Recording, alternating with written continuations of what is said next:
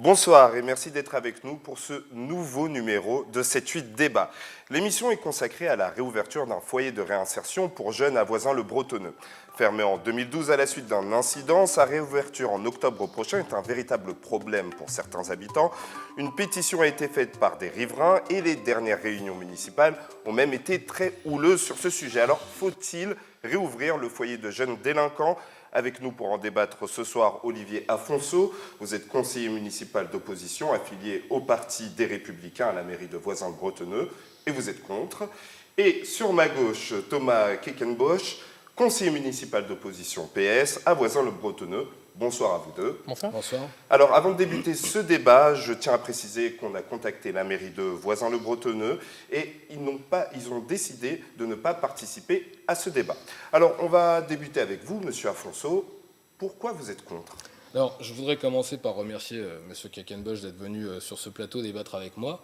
Je regrette l'absence d'Alexandra Rosetti, qui aurait pu, à mon avis, apporter des éclaircissements sur ce dossier qui, ma foi, manque cruellement de communication. Et de clarté, j'imagine. Et de clarté, bien évidemment. D'abord, évacuons le sujet. Est-ce que je suis favorable ou pas à la structure d'accueil pour jeunes en difficulté ou globalement des jeunes délinquants en vue de se réinsérer dans la vie dite normale, Bien sûr que je suis favorable à ces centres d'accueil, bien évidemment. La question qui se pose aujourd'hui, c'est fallait-il accepter pour autant la réouverture de ce centre à la Grande Île ? Moi, je m'y oppose. Alors, je ne suis pas tout seul, effectivement, vous avez dit qu'il y avait des riverains. Je m'y oppose pour une raison qui est relativement simple. Le cadre de vie à la Grande Île se dégrade d'une manière assez conséquente. Ce n'est pas moi qui le dis, c'est les riverains, ceux qui y vivent. On a des commerces qui sont fermés depuis longtemps, malgré la promesse d'Alexandra Rosetti de réouvrir. Le Leader Price, exactement. Des commerces qui se ferment en cours de route. Des services à la population comme la PMI qui ferment, sur décision de Madame le maire, qui est conseillère départementale également. À cela, vous rajoutez un foyer de jeunes actifs. On ne sait pas trop ce que ça vient faire à la Grande Île. On avait plutôt l'habitude de résidence pour étudiants. C'est ce qu'on savait faire de mieux à Voisins. Par rapport au plateau de Saclay, ça a du sens, c'est logique. Là, on va se retrouver avec un foyer de jeunes actifs, plus de 100 logements, plus de 100 véhicules, qui vont donc circuler à la Grande Île, comme si finalement le problème de circulation n'existait pas à la Grande Île comme à Voisins. Et à cela, vous rajoutez donc cette réouverture du centre, excusez-moi du terme, mais c'est la vérité pour jeunes délinquants, qui vient de nulle part. On l'apprend par la presse. Je vous assure qu'en tant qu'élu, c'est assez surprenant. Voilà, moi je m'oppose pour une raison qui est simple. Le cadre de vie se dégrade et il va se dégrader encore plus. Après, ces fermetures dont vous avez parlé, elles sont aussi, c'est pas la mairesse qui a pris cette décision, c'est aussi le département. Mais alors, vous avez Madame entendu... le maire appartient au département et à les conseillères départementales Effectivement également. Aussi. Vous avez entendu ces propos, vous êtes pour, vous êtes d'accord avec ce qu'il dit ? Alors évidemment non, autant je peux partager un certain nombre d'appréhensions sur l'avenir de ce quartier, autant pour nous ce centre est tout à fait légitime.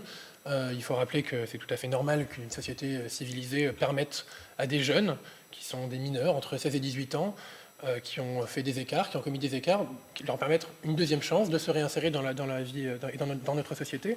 Et nous comprenons tout à fait certaines appréhensions.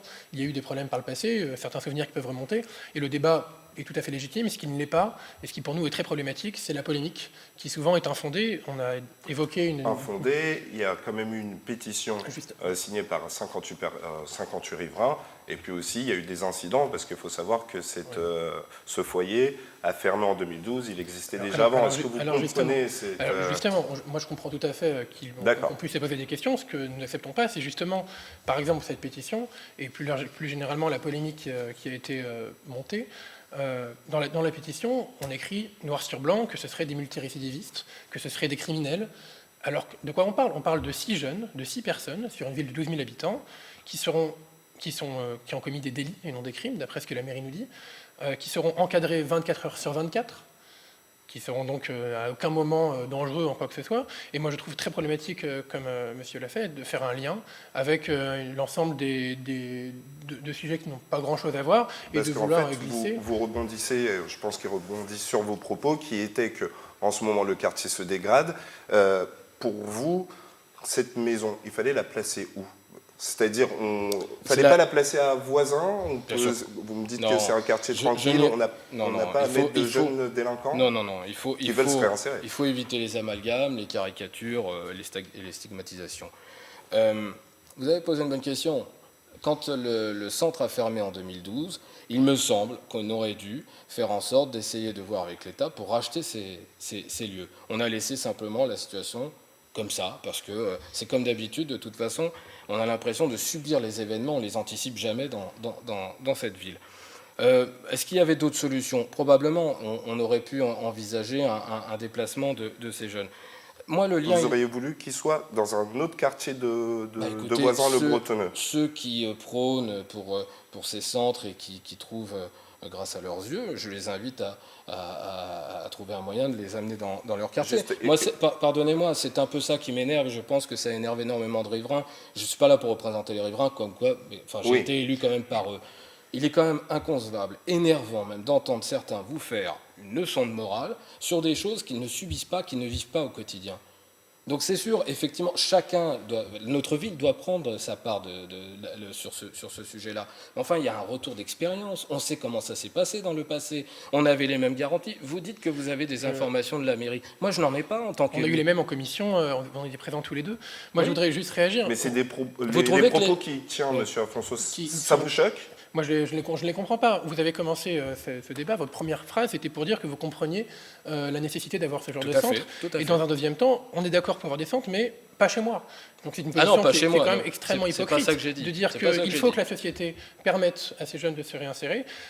Encore une fois, ils seront encadrés et il n'y a aucune raison particulière pour qu'à Voisin, ça se passe particulièrement mal quand il y a à peu près une quinzaine, 18 centres similaires en Ile-de-France. Pourquoi est-ce qu'à Voisin, on aurait des soucis à chaque fois? Je ne dis pas qu'il y en a eu par le passé, ça ne veut absolument pas dire qu'il n'y en aura pas dans la suite. Moi, ce qui me questionne, c'est que vous commenciez par dire que ce soit légitime, pour ensuite nous dire « mais pas chez moi ». Je voudrais quand même dire quelque chose. Ces jeunes qui sont placés là, ils sont passés par la justice, donc il y a un juge qui à un moment a dit qu'ils étaient aptes à s'engager dans un processus de réinsertion. Ils seront encadrés par des encadrants qui sont formés, c'est leur métier de faire ça. C'est l'État dont l'État a comme responsabilité, c'est son rôle de permettre à ces jeunes de se réinsérer, lequel de ces personnes ne fait pas bien son travail pour que vous puissiez nous dire que forcément il y aura des soucis et que forcément un tel dispositif entraîne des désagréments pour les gens. On dit souvent que la gauche est un peu laxiste sur ces questions de sécurité, voilà. Est-ce que vous avez l'impression que là, dans ce qu'il dit, on retrouve certains discours qu'on peut entendre? Alors moi, je vais être clair, il n'est pas laxiste, il est juste à côté de la plaque, pardonnez-moi.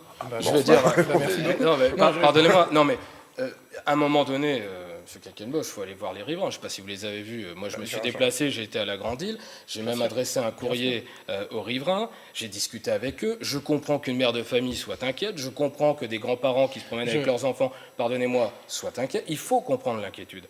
La question aujourd'hui, c'est la méthode.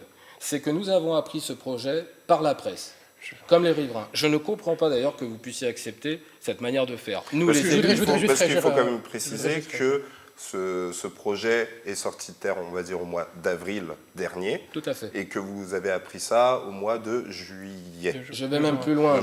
On a appris ça exactement au mois de juin par un réseau d'adhérents à nos associations qui nous ont alertés.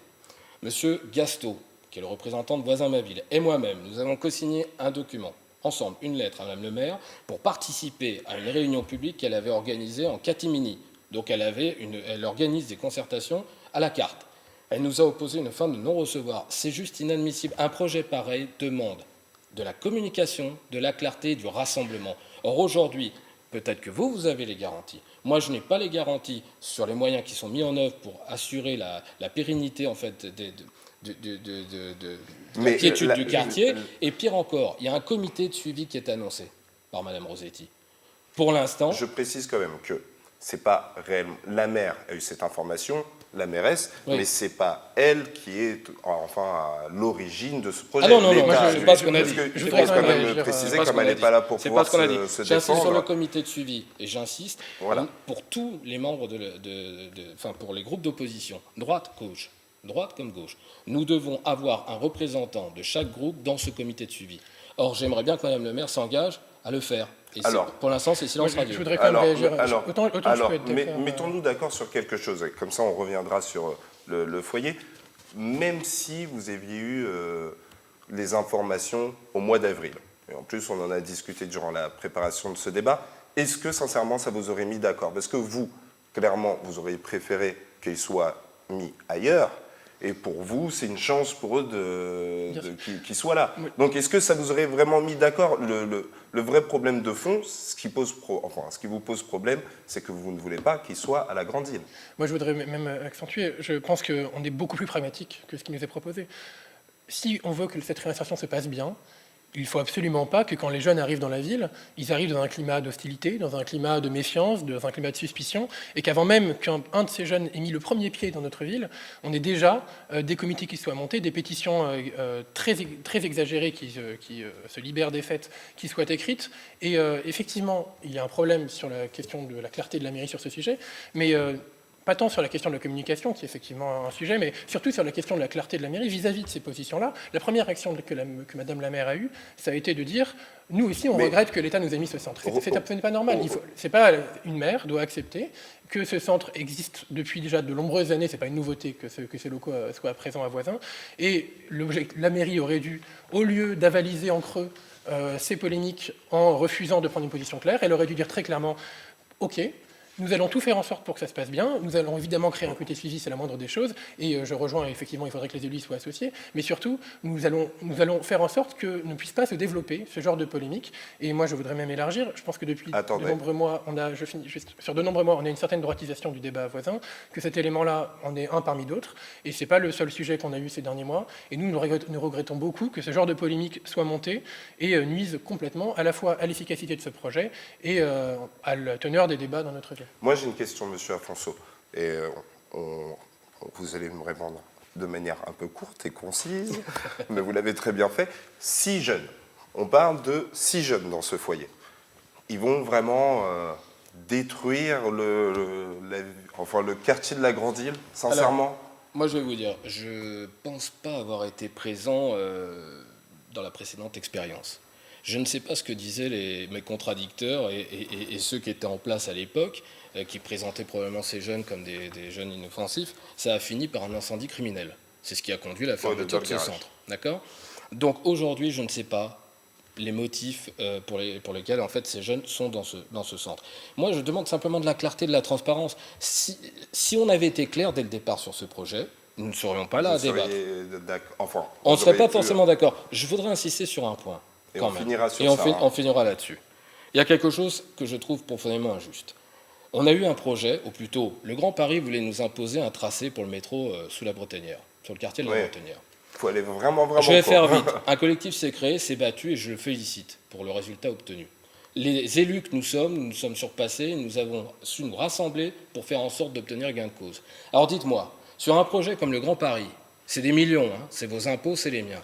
Ce qu'on a été capable de faire à la Bretonnière, on ne serait pas capable de faire à la Grande Île. Je n'accepte pas cette injustice au niveau des quartiers. Je comprends, mais bon, le Grand Paris, ce n'est pas aussi le foyer qu'on peut faire à la Grande Île. En tout cas, j'ai bien compris. J'ai bien compris qu'on ne pourra pas vous mettre d'accord sur le sujet. Au moins, vous êtes venus défendre vos arguments et je vous en remercie.